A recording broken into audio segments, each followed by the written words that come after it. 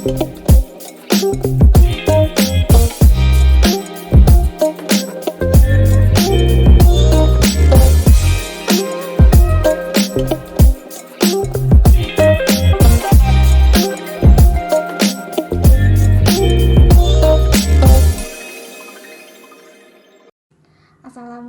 warahmatullahi wabarakatuh. Perkenalkan, nama saya Safia Rizka Ramadina, NPM 1006030317020 dari Fakultas Matematika dan Ilmu Pengetahuan Alam, Prodi Farmasi.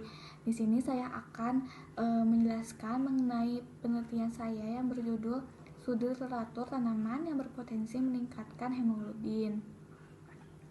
Anemia merupakan suatu kondisi di mana sel darah merah atau hemoglobin berada di bawah normal, sehingga darah tidak dapat mengikat oksigen sebanyak yang diperlukan oleh tubuh. Kondisi medis yang dapat menyebabkan anemia diantaranya yaitu pendarahan aktif dikarenakan pendarahan menstruasi berat atau luka. Penyebab yang paling umum anemia yaitu karena kurangnya asupan zat besi yang tidak sesuai dengan yang dibutuhkan. Anemia defisiensi besi dapat menyebabkan kadar hemoglobin berkurang dikarenakan zat besi mempunyai peranan yang sangat penting dalam pembentukan sel darah merah dan merupakan komponen penting dari hemoglobin. Dengan mengkonsumsi obat tradisional bisa menjadi salah satu pengobatan alternatif yang dapat menyembuhkan anemia, yaitu dengan cara meningkatkan hemoglobin dan karena adanya kandungan zat besi dalam tanaman tersebut.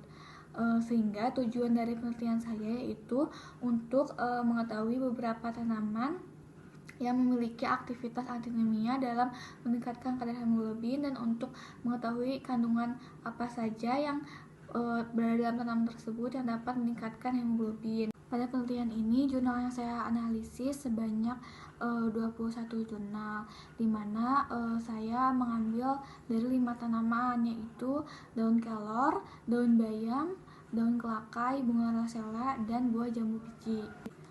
Pada tanaman kelor, di sini saya mereview dari 5 jurnal penelitian, di mana subjek penelitian pada jurnal tersebut ada pada remaja putri dan pasien anemia.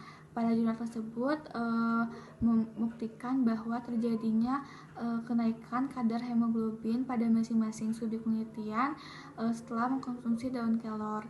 Yang kedua ada tanaman rosella. Di sini yang diambil yaitu bagian bunga rosella. Dalam penelitian ini saya mengambil dari 3 jurnal tentang bunga rosella, di mana subjek penelitiannya yaitu ada ibu hamil dan remaja putri. Pada jurnal penelitian masing-masing menunjukkan bahwa terjadinya peningkatan kadar hemoglobin pada tiap subjek. Buah bunga rosella mengandung vitamin C, vitamin A, dan zat besi, di mana vitamin C pada bunga rosella sangat tinggi, yang berfungsi sebagai penyerapan zat besi yang lebih cepat sehingga pembentukan hemoglobin makin cepat meningkat. Dan tanaman yang ketiga yaitu tanaman kelakai. Pada penelitian ini saya mengambil 3 jurnal mengenai tanaman kelakai, yaitu jurnal di mana subjek penelitiannya yaitu ibu hamil, masa kebidanan, dan hewan uji yaitu tikus. Pada masing-masing jurnal menunjukkan bahwa terjadinya peningkatan kadar hemoglobin pada masing-masing subjek. Di sini juga daun kelakai memiliki kandungan zat besi yang tinggi, vitamin C, vitamin A, asam folat. Yang selanjutnya yaitu tanaman buah jambu biji.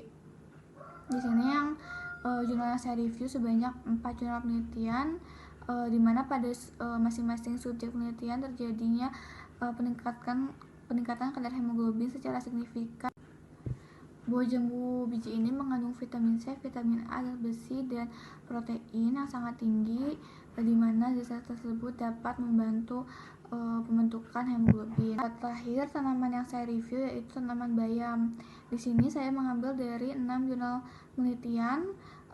Pada masing-masing subjek penelitian terjadinya peningkatan kadar hemoglobin yang signifikan dikarenakan daun bayam memiliki kandungan zat besi yang tinggi, vitamin C, vitamin A, asam folat, zat besi, dan protein, sehingga dapat meningkatkan kadar hemoglobin. Baik, yang terakhir yaitu kesimpulan.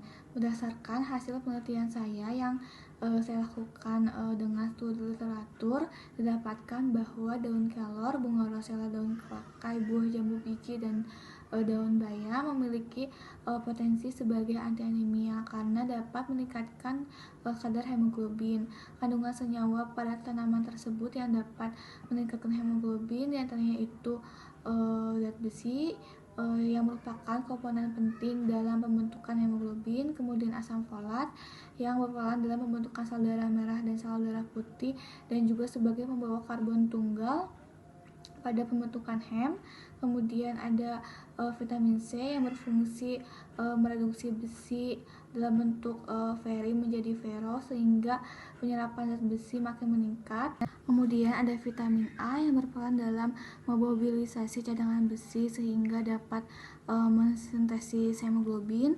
Kemudian ada kandungan protein yang berfungsi dalam transport zat besi sehingga zat besi di sini dapat membentuk hemoglobin.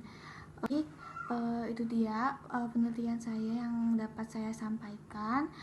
Kurang lebihnya mohon maaf. Wassalamualaikum warahmatullahi wabarakatuh.